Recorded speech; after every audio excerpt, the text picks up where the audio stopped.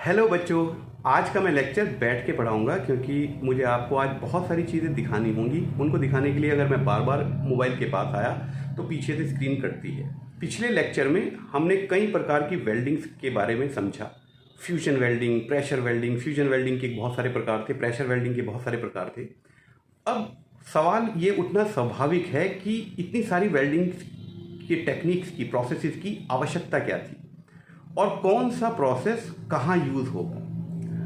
देखिए, इन सवालों के जवाब के लिए बहुत सारे फैक्टर्स होते हैं जिनके बेसिस पे ये डिसाइड किया जाता है कि कौन सी वेल्डिंग की जाएगी। इन्हें जोड़ना है वो कौन से धातु हैं, उनकी वो कौन से मेटल हैं, क्योंकि हर वेल्डिंग हर मेटल के लिए उपयुक्त नहीं होती है। उन धातुओं की थिकनेस कितनी है, क्योंकि हर वेल्डिंग प्रोसेस हर थिकनेस पे काम नहीं करता। फॉर एग्जांपल, गैस वेल्डिंग को हम बहुत ज़्यादा मोटी प्लेटों के लिए प्रयोग नहीं करते हैं, पतली प्लेटों के लिए प्रयोग करते हैं। पोजीशन क्या है, वेल्डर को कहाँ बैठ के, कहाँ खड़े होके वो वेल्डिंग करनी पड़ेगी जब वो जॉब पे वेल्डिंग करेगा, क्योंकि हर प्रोसेस हर पोजीशन के लिए उपयुक्त नहीं है।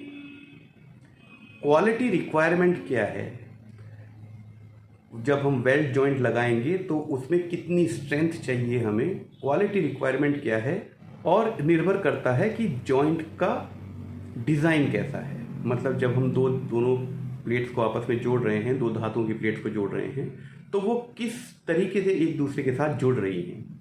इन सभी और इन जैसे और बहुत सारे फैक्टर्स के ऊपर ये निर्भर करता है कि हम कौन से वेल्डिंग प्रोसेस का यहाँ पर प्रयोग करने वाले हैं। तो आज जिस टॉपिक को मैं लेकर आया हूँ उसका नाम है टाइप्स ऑफ वेल्ड जॉइंट्स, और ये एक बहुत महत्वपूर्ण फैक्टर है ये डिसाइड करने के लिए कि हम कौन से वेल्डिंग प्रोसेस का यहाँ पर प्रयोग करने वाले हैं। तो आज के इस लेक्चर में हम समझेंगे किस किस प्रकार के वेल्ड जॉइंट्स हो सकते हैं, और मेरे समझाने का क्या तरीका रहेगा इस वीडियो में। मैं आपको कुछ सैम्पल्स जो बने हैं, जो जॉइंट को प्रदर्शित करेंगे, वो दिखाऊंगा। उनका ग्राफिकल यानी कि ड्राइंग में कैसा रिप्रेजेंटेशन होता है और वो क्यों होता है वो बताऊंगा, और एक एक्चुअल जॉब में वो जॉइंट कहाँ दिख रहा है वो आपको बताऊंगा स्क्रीन पर। तो चलिए शुरू करते हैं समझना टाइप्स ऑफ वेल्ड जॉइंट्स। इसमें सबसे पहला जो वेल्ड जॉइंट आता है वो है लैप जॉइंट। ये है आपका एक लैप जॉइंट।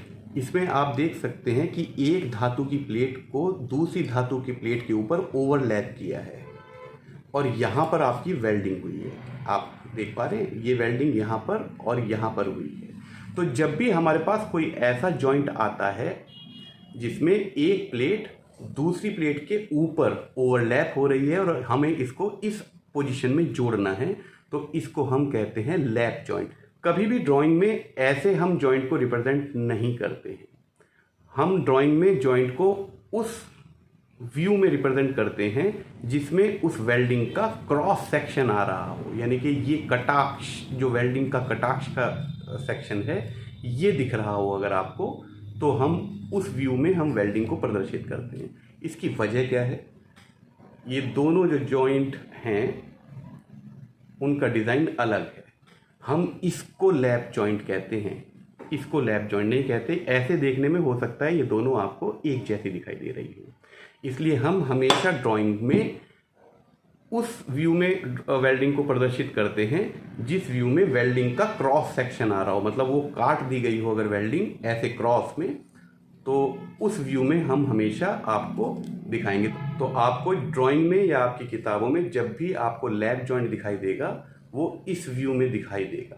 और साथ में ये भी देख लेते हैं कि एक्चुअल जॉइंट कहाँ दिखाई देगा। आप ऐसी दो प्लेटें ना ढूंढना शुरू कर देना कि जब तक ये दो प्लेटें आपको नहीं दिखाई देंगी तब तक आप उसको वेल्ड जॉइंट नहीं कहेंगे।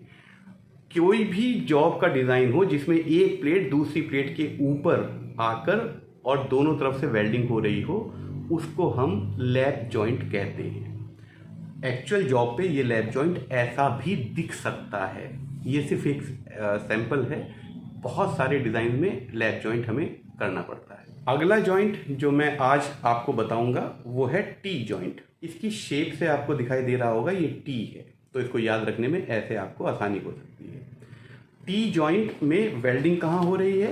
वेल्डिंग ये हो रही है। इसमें क्या हुआ है, एक प्लेट दूसरी प्लेट उसके ऊपर परपेंडिकुलर हमें ज्वाइन करनी है। तो अगर ऐसी कोई वेल्डिंग आपको करनी है, ऐसा कोई जॉइंट आपका बन रहा है जिसमें एक धातु की प्लेट दूसरी धातु की प्लेट के साथ 90 डिग्री पे बन रही है, तो आप उसको टी जॉइंट कहेंगे और ड्राइंग में ये ऐसे रिप्रेजेंट की जाती है। और एक्चुअल जॉब में ये ड्राइंग कैसी दिखाई देगी? नेक्स्ट जॉइंट जिसकी हम आज बात करेंगे वो है कॉर्नर जॉइंट। दो प्लेट एक दूसरे के साथ कॉर्नर पे आके जुड़ रही हैं, तो इस जॉइंट को हम कॉर्नर जॉइंट कहेंगे। यहाँ पर वेल्डिंग कहाँ हो रही है? ये हो रही है। तो अगर कोई प्लेट दूसरी प्लेट के साथ कॉर्नर पे ज्वाइन हो रही है, बीच में ज्वाइन हो रही है तो टी जॉइंट बनेगा। कॉर्नर पे ज्वाइंट हो रही है तो उसको हम कॉर्नर जॉइंट कहेंगे। और ड्राइंग में भी ये ऐसे ही प्रदर्शित होगी, जिसमें आपको वेल्डिंग का क्रॉस सेक्शन करता हुआ दिखाई दे रहा है। एक्चुअल जॉब, अगला जॉइंट जिसको हम समझने की कोशिश करेंगे वो है एज जॉइंट। मान लीजिए अगर दो प्लेट हैं और उनको हमें इसी अवस्था में जोड़ना है, तो हमें उसके यही किनारों पे वेल्डिंग कर सकते हैं ना। यहाँ पर आपको ये वेल्डिंग दिखाई दे रही होगी। तो अगर हमारे पास कोई ऐसा जॉइंट डिज़ाइन है जिसमें दो प्लेट, ये दो प्लेट हैं, एक ऊपर की प्लेट है और एक ये नीचे की प्लेट है, अगर इनको ज्वाइंट करना है, इसको हम एज जॉइंट कहते हैं। इनके दोनों के सिरों को हम यहाँ पर वेल्डिंग से जोड़ सकते हैं। और इसको ड्राइंग में कैसे रिप्रेजेंट किया जाएगा? इसको ड्राइंग में ऐसे ही रिप्रेजेंट किया जाएगा, या आइसोमेट्रिक ड्राइंग में भी इनको रिप्रेजेंट किया जा सकता है, क्योंकि आइसोमेट्रिक ड्राइंग में वो एक अंदाज़ा हो जाता है कि वेल्डिंग कहाँ हो रही है। पर आमतौर पर हम ऑर्थोग्राफिक व्यू में बनाते हैं, तो हम इस व्यू में बनाएंगे जिसमें आपकी वेल्डिंग जॉइंट्स का क्रॉस सेक्शन आपको दिखाई दे रहा हो कटता हुआ। फॉर एग्जाम्पल दिस, ये दो एंगल हैं और हमें इसको ऐसे जोड़ना है। इन दो एंगल्स को जोड़ रहे हैं तो ये हमारा बनता है एज जॉइंट। एज जॉइंट में ये एंगल हो या प्लेट हो, हमें तो ये चीज़ें यहाँ पर आके जोड़नी है। इनके दोनों के किनारों को हमें आपस में, ये दोनों किनारे एक साथ आ गए हैं और हमें इसको जोड़ना है। अगर ये किनारे आगे पीछे होते तो लैप जॉइंट बनता। ध्यान से जरा, अगर ये वाला किनारा पीछे रह जाता, यहाँ से पीछे रह जाता, तो वेल्डिंग यहाँ हो रही होती, तब ये लैप जॉइंट होता। अगर ये दोनों किनारे एक साथ आ गए हैं और इनको वेल्डिंग से जोड़ना है, तब हम इसको एज जॉइंट कहेंगे। अगला जॉइंट जिसको आज हम समझेंगे वो है बट जॉइंट। ये है बट जॉइंट, और ये भी बहुत यूज़ होता है हमारी फैब्रिकेशन इंडस्ट्री में, क्योंकि प्लेट के एक साइज आते हैं, उनको चौड़ाई में अगर किसी जॉब में बड़ी प्लेट का प्रयोग होना है, लेकिन हमारे पास तो 2 मीटर 2.5 मीटर से ऊपर प्लेट नहीं आती है। मान लीजिए 4 मीटर लंबा कोई जॉब बनना है, तब हम इन प्लेट्स को आपस में ऐसे बट जॉइंट से जोड़ते हैं। तो ये है बट जॉइंट, और इसका ड्राइंग में रिप्रेजेंटेशन होगा ऐसे, और एक्चुअल जॉब है इसकी ये तो हमने आज जॉइंट्स की बात करी, प्लेट्स की। इसके अलावा पाइप पे भी कुछ जॉइंट्स के प्रकार हैं। पाइप पे जब हम जॉइंट्स लगा देंगे, पाइप को या तो हम ऐसे जोड़ रहे होंगे लंबाई में, तो ये जो जॉइंट बना, ये बनता है सर्कमफ्रेंशियल जॉइंट। इसको कहते हैं सर्कमफ्रेंशियल जॉइंट। और एक होता है, जैसे मान लीजिए हमने किसी प्लेट को मोड़ के पाइप बनाया, तो यहाँ पर जो जॉइंट लगेगा उसको हम कहेंगे लॉन्गिट्यूडनल जॉइंट। ये अलग अलग प्रकार के हमारे जॉइंट के टाइप्स हैं, और वो जॉब के डिज़ाइन पे डिपेंड करता है कि कहाँ पर कौन सा जॉइंट आने वाला है। यहाँ पर एक बात और रह जाती है जो आपको समझना जरूरी है, फिलेट जॉइंट और ग्रूव जॉइंट, इनमें क्या फ़र्क है। अगर हमने प्लेट को ऐसे एक दूसरे के साथ फिट कर दिया और सीधी सीधी वेल्डिंग कर दी, तो ये जो आपके पास वेल्डिंग आई है ये फिलेट जॉइंट कहलाती है।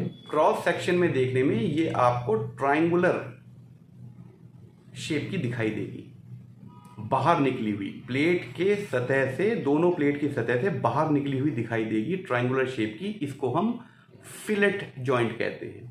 और अगर इसी प्लेट में हमने यहाँ पर एक ग्रूव बना दिया होता, वेल्डिंग करने से पहले हमने उसको बेवल करके, यानी कि उसको काट के एक ग्रूव, एक नाली जैसी कोई चीज़ बना दी होती, और उस नाली के अंदर, उस ग्रूव के अंदर अगर हमने वेल्डिंग की होती, तो वो वेल्डिंग इस सतह से बाहर नहीं आती, तब हम उसको ग्रूव जॉइंट कहेंगे। तो ये थे आपके सारे जॉइंट के प्रकार, वेल्ड जॉइंट टाइप। ये जॉब पर डिपेंड करते हैं, उसके डिज़ाइन पर डिपेंड करते हैं कि हमें कौन सा मेंबर कहाँ लगाना है। इस पूरे वीडियो में आपको कोई बात समझ ना आई हो या आपका कोई सवाल हो तो आप मुझे कमेंट बॉक्स में लिखें। हेल्पलाइन नंबर डिस्क्रिप्शन बॉक्स में अवेलेबल है, आप वहाँ पर लिख सकते हैं।